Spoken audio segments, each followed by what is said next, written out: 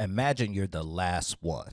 Not just the last person on your planet or in your civilization, but the last living thing in your entire universe. It's a heavy thought, right? Well, before he was Galactus, the Devourer of worlds, a cosmic force of nature that terrifies entire galaxy, he was just a man, a scientist named Galan from the planet Ta, who watched everything he ever knew die. This is the story of how a lone survivor of a cosmic apocalypse got a serious upgrade and was reborn as Galactus.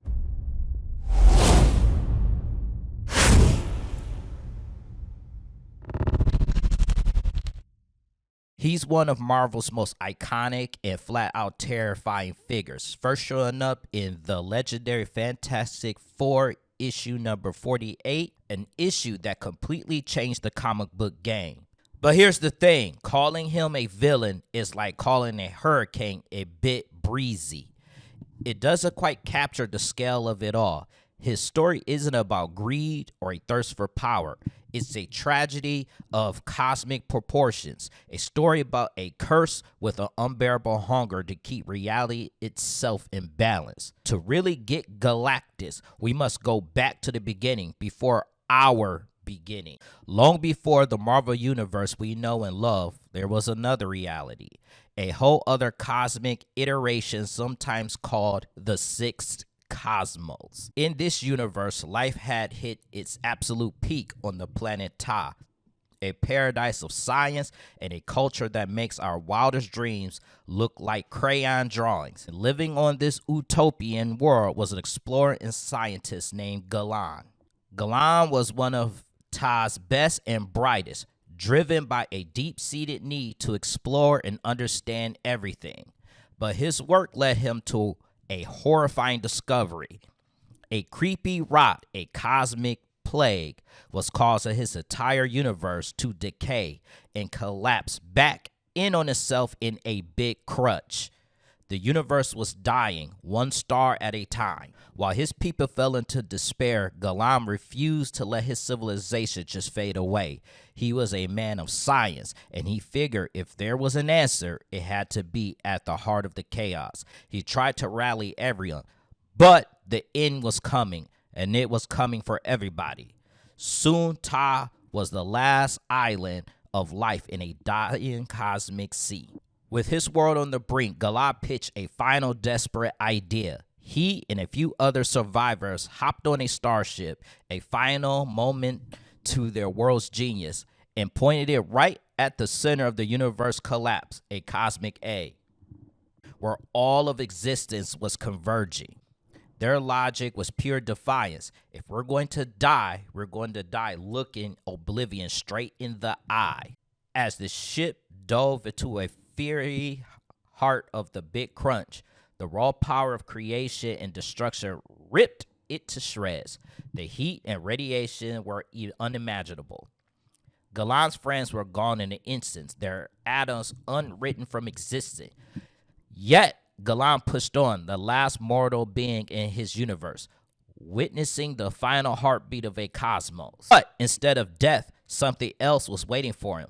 As everything imploded, Galan met the living consciousness of his reality, the sentience of the universe. This being explained that they were both doomed, but if they worked together, they could make it through. It proposed a merger, a union that would carry them through the death of one reality and into the birth of the next. With no other cards left to play, Galan accepted and was absorbed into the very essence of his former universe. The Big Crunch gave way to the Big Bang. The old universe died and the seventh cosmos, our Marvel universe, was born. From the cosmic explosion, two key beings emerged: Eternity, the embodiment of the new universe, and Galan, who was no longer a man. He was now gestating inside what was left of his ship, which has been refashioned to a cosmic incubator. For billions of years, this cosmic egg drifted through empty space of the new forming universe. Inside, its passenger was evolving to something new and terrifying. His ship was eventually spotted by Essay, a member of the Watchers. ancient beings who swore to observe cosmic history without interfering. Essay instantly recognized the world-shattering potential of the being inside and understood the danger it posed. But bound by his sacred oath, he did nothing and let destiny play out.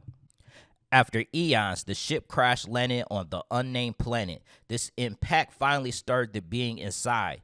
He emerged, no longer Galan, but a creature of pure, untamed cosmic energy.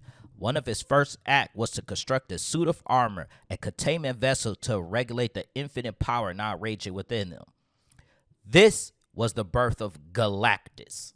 Waking up after billions of years left him with one and only one feeling: hunger. An emptiness that mirrored the void he was born in. The nearby planet of Arcapian, lush and full of life, was his first target. Driven by his primal need, Galactus consumed its life energy, leaving behind a barren husk. It was his first meal. The moment the energy hit him, the mortal man he used to be was horrified. The guilt was crushing. The same man who once tried to save his own world had just wiped out another. He was now a destroyer. To his horror, to honor his lost home, he created a colossal world ship and named it Tatu, a ship so massive entire planets could orbit it. For ages, Galactus fought his guilt, feeding only uninhabited worlds to spare sentient life. But the hunger was relentless, and the time between meals kept getting shorter. He soon had to face a hard truth. Empty worlds weren't enough. He realized he was force of nature, and a hurricane doesn't worry about the lives of ants. His hunger wasn't a choice. It was his purpose. His existence was a cosmic necessity, part of the balance between eternity and death. During the famous trial of Reed Richards, eternity itself testified that Galactus is a necessity part of the cosmic order. He's not evil. He's a function. Accepting his role didn't make the job any less soul-crushing. Just finding suitable worlds took tremendous amount of energy. To streamline the process, Galactus decided he needed a scout, an agent he could empower with a piece of his own power cosmic to find worlds for him. His first try, a being known as the Fallen One, was a total disaster. Empowered by dark energy, this hero became cruel and rebellious, and Galactus had to imprison him. But he tried again. His search eventually brought him to the idyllic planet of Zenla. There, a noble astronomer named Norn, seeing the doom headed for his world, offered himself in its place. He swore to serve Galactus forever if his home and his love, Shalabah, were spared. Galactus agreed. He transferred Nornrad, encased him in a silvery shell, and giving him a cosmic surfboard to ride the starways. To assure his herald's focus, Galactus tampered with Norn's soul and memory, suppressing his past to make the job of finding populated worlds bearable. And so the Silver Surfer was born. He would become the most iconic and tragic of all heroes, a symbol of the sacrifice required to serve the Devourer. Over the millennia, there were others, like Terrax the Tamer, Fire Lord, and Nova. Each was granted with a portion of the power cosmic, the godlike energy that gives Galactus his incredible abilities. It's also worth noting that this road isn't set in stone.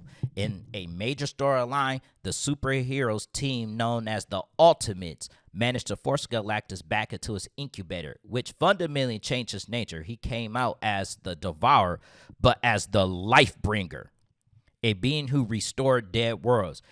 He brought back Arcopia, the first planet he ever consumed. This proved his cosmic role could change, though Cosmic Force would eventually conspire to return him into his devastated yet necessary function. From Galan, the mortal scientist, to the Devourer worlds, to the Life-Bringer, and back again. The story of Galactus is one of the most profound in comics.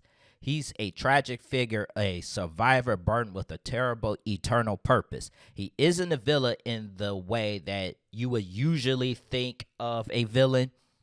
He is a law of the universe, as inescapable as gravity and final as intro. He's a walking, talking reminder that in the grand cosmic dance, destruction is often just the opening act for creation.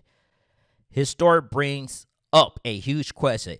Is a destructive act still evil if it's necessary for the survival of everything? Is Galactus a monster that needs to be stopped or a cosmic constant must understand? So what do you think? Is Galactus a villain or a necessary evil? I want to hear your thoughts in the comments section below. So let me know. And if you want more deep dives, if you're hungry for them, of more of Marvel's most powerful character, make sure you hit that like and subscribe. And I'll catch you to the next one. Peace out, y'all.